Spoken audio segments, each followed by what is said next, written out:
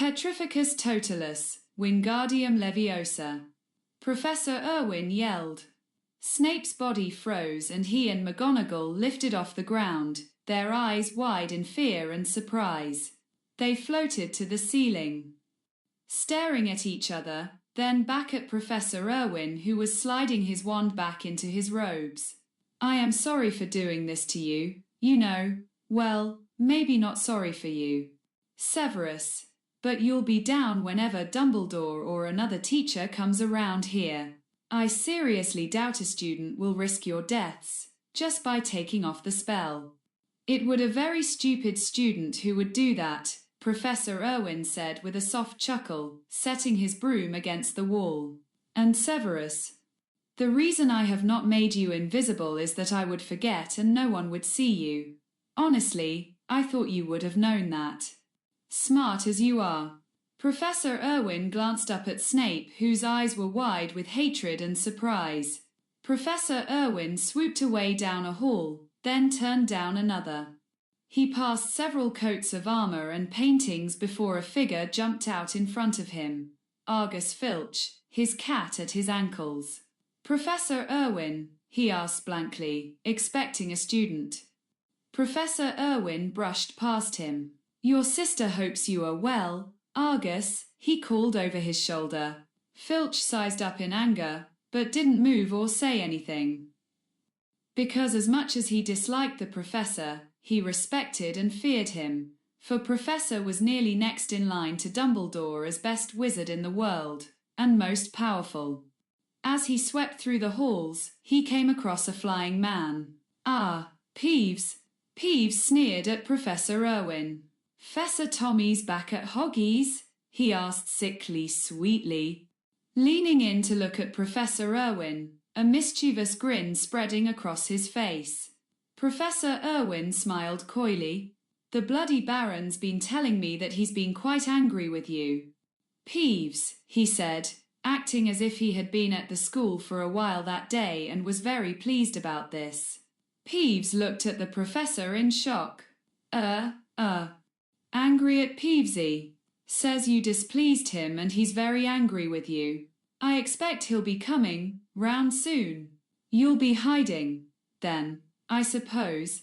He seemed very angry, but he might cool off. I suppose. Do his eyes pop out normally when he's extra angry, or just when he's angry? Peeves let out a shriek and flew away, disappearing down a corridor. Professor Irwin chuckled to himself as he hurried to the Gryffindor Tower, stopping outside the picture of the fat lady. Is that you, Thomas? The fat lady squawked, squinting at him. Professor Irwin smiled and nodded. Yes, it is. How have you been, my lady? The fat lady smiled and blushed. Same old, I guess. No new people, except the first years. But they have nothing really to do with me, nor do the older students. Same old, she sighed. It hasn't been the same without you. Was I the only one that actually stopped to have a conversation, then? The nicest one and most handsome, I'll say, the fat lady replied, blushing again. Professor Irwin chortled, stroking his throat. My lady, you flatter me. Although my colleagues have complained about my current appearance. Say, how many people do you have behind this beautiful picture now?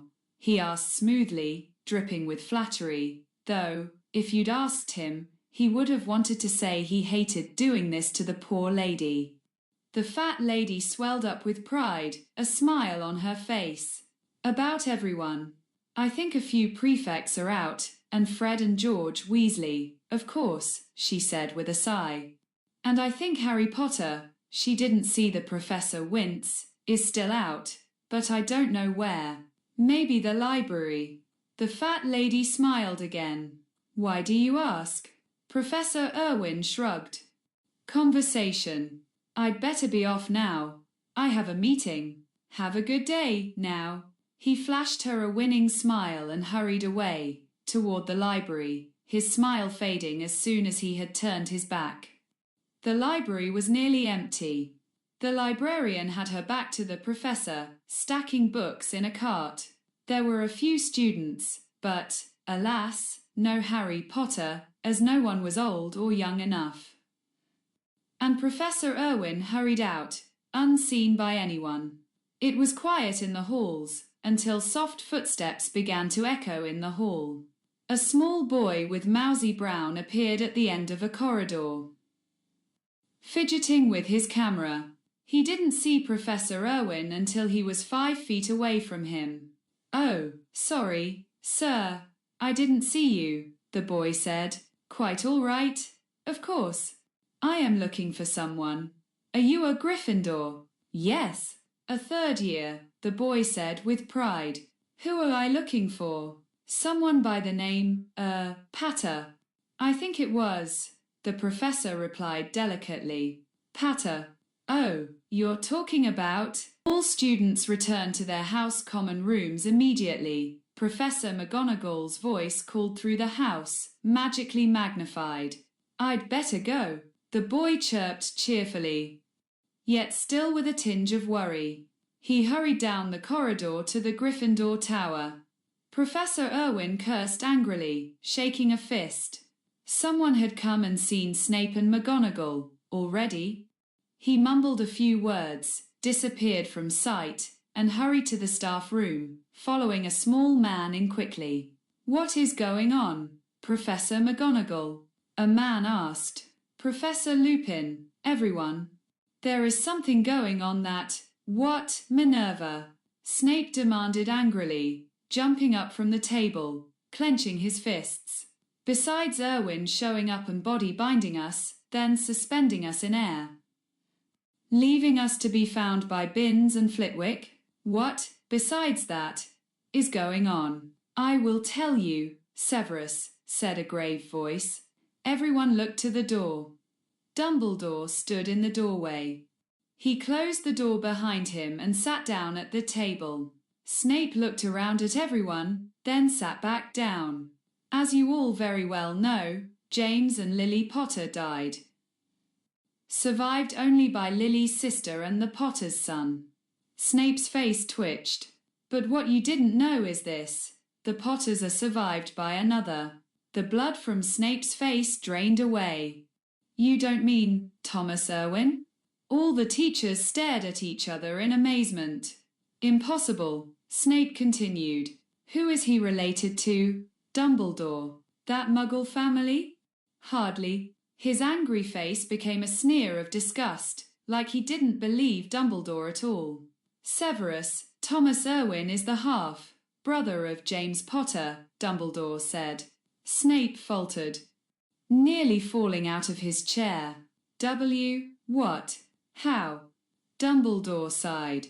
"Dear me, how?" he said with a bit of amusement. "Well, they had different mothers. Thomas is the older of them. You are telling me that that I went to school with 2 men I didn't even know were related, and you're telling me you are, aren't you? That Potter is related to one of the most powerful wizards in the world," Snape yelled. Professor Irwin leaned in next to Snape. "That's right, Severus," he whispered in a hoarse voice, making Snape straighten in his chair like a board. "My flesh and blood. And he already has a bit of Voldemort in him, too. But you knew that, didn't you? Jealous, are you?" Snape jumped to his feet.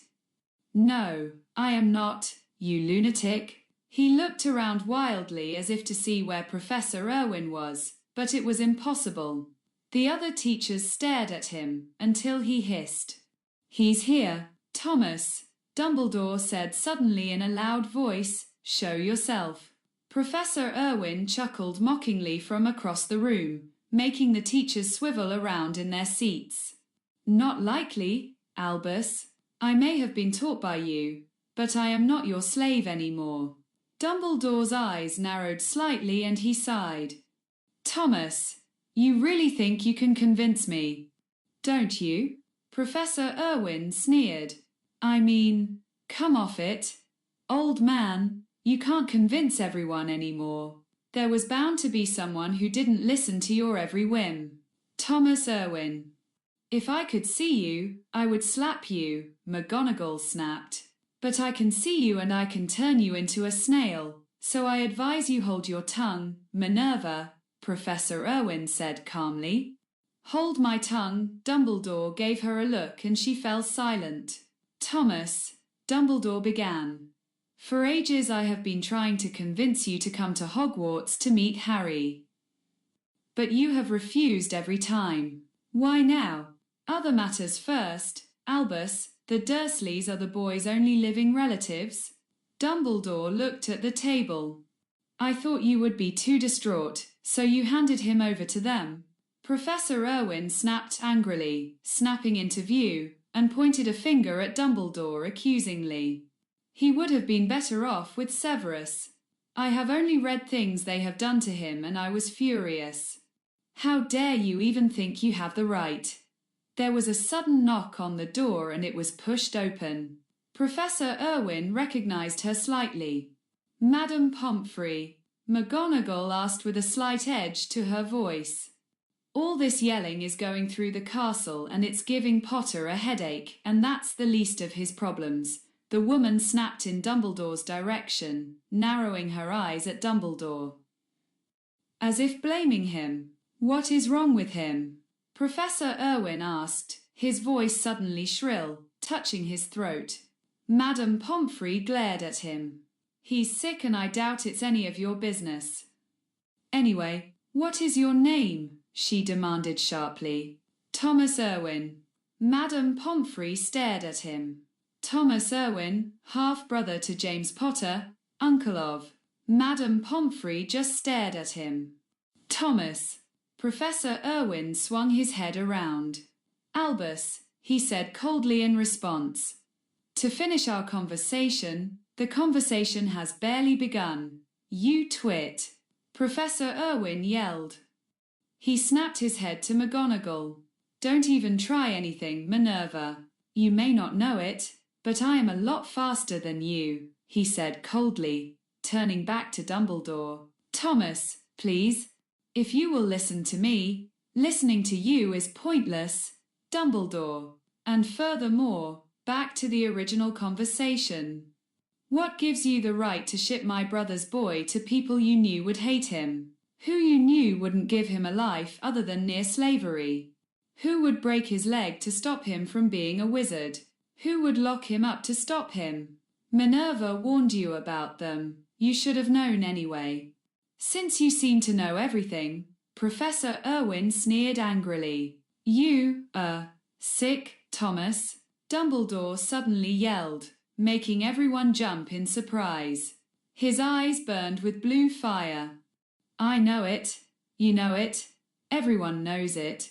How many people have told you to look in the mirror? How many have to? While I was in London. I got a flock of owls from Madame Tatuli, scared out her mind, that you're going to kill yourself so you do not have to undergo all this, when you know you have to. You have not even spoken the boy's name in 14 years. Personally, this subject bores me. I have heard it dozens of times, and that doesn't seem to be enough. Does it? McGonagall yelled angrily. For 14 years, you have not spoken Harry's name. You forbid your own students to say it in your presence. Everyone knows, Thomas. It's not like nobody doesn't know. How daft are you? Suspicions of you being on Voldemort's side have run rampant through the Ministry for years, and they didn't connect you with being related to Harry at all, because no one ever thought to. They all thought James Potter was an only child and they were wrong. And come off it, Minerva, you would like to know why these people are so stupid, too. Professor Irwin yelled. They still don't know they're wrong. They all thought we were in no way related, maybe because we never had time to actually be together after we left Hogwarts, and even then. People didn't know we were brothers, except for Lily and you, Dumbledore, of course, and me being connected with Voldemort. Ha, that's a laugh. The only thing I see being is connected is that we all looked alike. If you lined up pictures of the three of us, you probably couldn't tell the difference. What does that matter? Snape shouted suddenly. Look, Thomas, you, James, and I feuded for years, and I could tell the difference between you both. It was easy. And even if I had known, despite your looking identical to each other, I still would have been able to tell the difference. You were hard, James was brave. That's the difference between you and your brother that made you so apart. Don't you understand at all? So what about comparing the difference between Voldemort, my brother, and I? Professor Irwin sneered, though he was penetrated by Snape's words. One's brave, one's hard, one's evil. If you had that kind of philosophy when we were kids, Severus, why? You might have been head boy. Dumbledore cut Snape off from snapping back. The thing is, Thomas, you never wanted to see Harry. I have pelted you with letters for years. You always had a snide comment to make. You sent that howler on me few years back. That scared the bats out of the rafters. All right, McGonagall muttered dryly.